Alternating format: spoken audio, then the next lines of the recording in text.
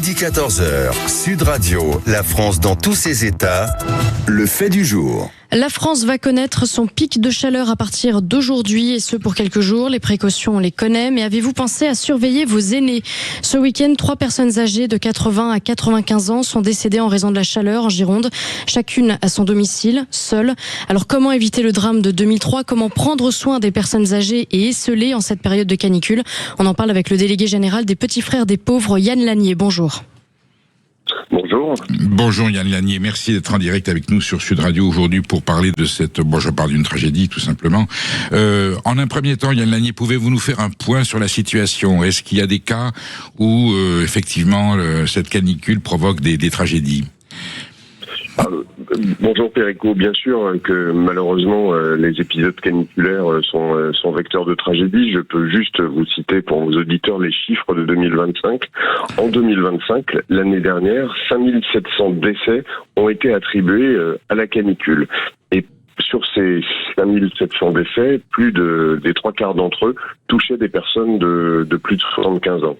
Donc on sait aujourd'hui que les épisodes de chaleur tuent et que la prévention, le rappel des consignes est quelque chose d'important.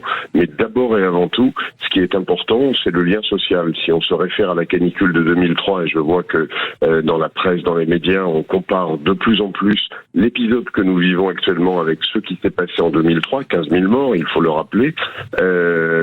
Nous avions en 2003 400 personnes, et c'est pour moi le chiffre le plus dingue de cette canicule de 2003, 400 personnes dont les dépouilles n'ont pas été réclamées à l'issue de cette canicule. Et toutes les études qui ont été faites sur le phénomène de 2003 montrent bien que c'est d'abord et avant tout la solitude, l'isolement qui a massifié le nombre de décès.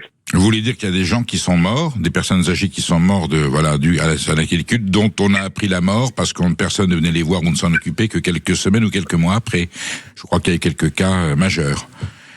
Oui, tout à fait. Et puis, rappelez-vous, Perico, vous aviez également c'est terrible, mais des entrepôts frigorifiques en 2003 qui avaient été réquisitionnés pour pouvoir stocker, pardon de le dire comme ça, un certain nombre de dépouilles. Et quand je parle de ces 400 personnes, ce sont effectivement les dépouilles qui n'ont été réclamées par aucune famille. Et les cas de mort solitaire se densifient. Il y en a eu encore, j'en ai encore lu un dans la presse ce matin. C'est pour ça que les Petits Frères des Pauvres ont l'initiative d'ouvrir un observatoire de la mort solitaire où on va réunir la semaine prochaine d'ailleurs différents spécialistes, alors que ce soit des gens du funéraire, des élus qui représenteront les associations d'élus, pour qu'ensemble on essaye à la fois de définir ce phénomène et d'y apporter des solutions. En 2003, vous vous souvenez, nous l'avions évoqué vous et moi à l'antenne, les mortalités les plus fortes n'étaient pas forcément dans les milieux les plus défavorisés. Au contraire, c'était souvent dans le 16e arrondissement de Paris, alors qu'au contraire, dans le sud de la France, là où il y a une sociologie de la famille plus portée, notamment des gens originaires d'Afrique du Nord, les personnes âgées, je parle bien de ce point-là, avaient été mieux préservées de la chaleur que d'autres milieux sociaux. Yann Lanier, aujourd'hui, à la tête des petits frères des pauvres, quels sont vos moyens ? D'abord, efficacement, qu'est-ce que vous faites en un premier temps ? Le lien social, bien sûr, s'assurer que ces personnes sont toujours sous surveillance, accompagnées, suivies. Est-ce qu'ensuite, de façon plus matérielle, il y a, pour peu qu'on ait les moyens de le faire, une solution pour atténuer les effets de cette canicule ? Alors, nous avons 15 000 personnes qui sont aujourd'hui accompagnées par les Petits Frères des Pauvres, donc c'est le même nombre de bénévoles qui accompagnent ces 15 000 personnes, et nos bénévoles sont au quotidien sur le terrain auprès des personnes qui les accompagnent pour s'assurer que elles vivent au mieux cette période de canicule.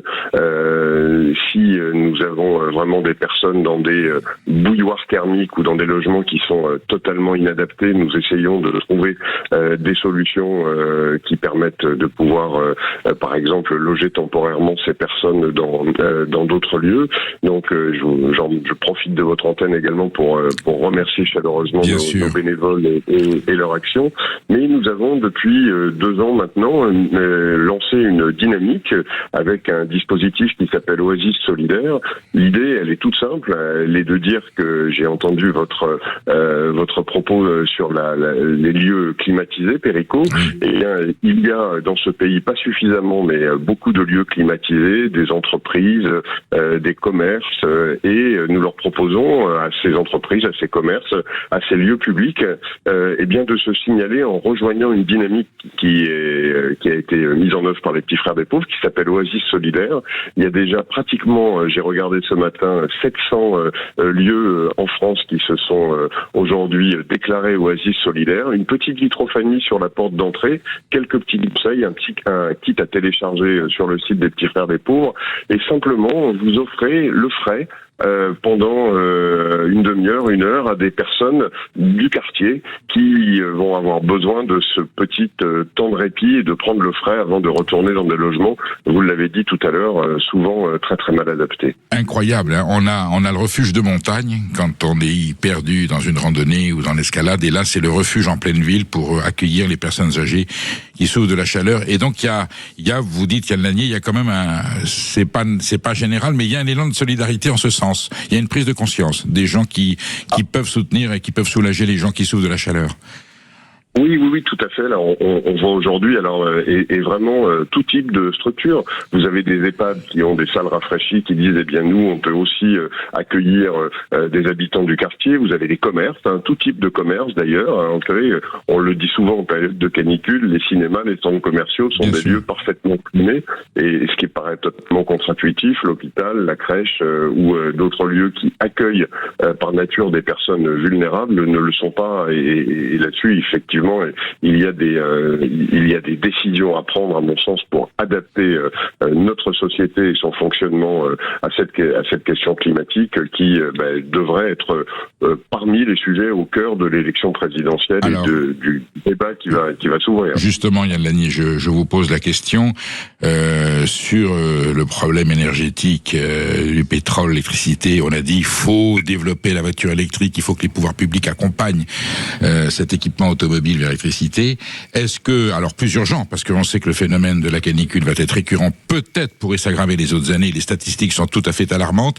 Est-ce que vous considérez que, et ça concernerait moins de gens que l'automobile, mais quand même, est-ce qu'il faut développer une politique pour installer les climatiseurs, faire en sorte qu'il y ait une campagne nationale de climatisation de tous les EHPAD, avec le peu d'argent qui reste à l'État bien sûr, mais en tout cas une dynamique, une énergie. Est-ce que c'est une voie de solution pour éviter la catastrophe et les souffrances que subissent les personnes âgées?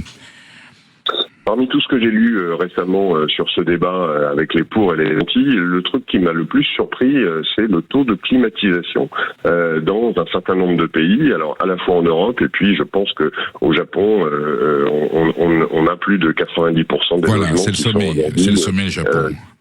Voilà, climé ou rafraîchi. Moi, je pense que il y a 3 points sur lesquels il faut vraiment insister aujourd'hui. L'adaptation de l'espace public à la chaleur telle que nous allons la vivre, et notamment les villes, et pas forcément que les grandes villes. On parle beaucoup de Paris, mais donc là, on connaît les solutions. La peinture en blanc sur les toits, le fait de pouvoir rendre à nouveau aux espaces verts des espaces qui en avaient été privés, notamment quand on rend des cours d'école aujourd'hui, quand on les débétonise en quelque sorte.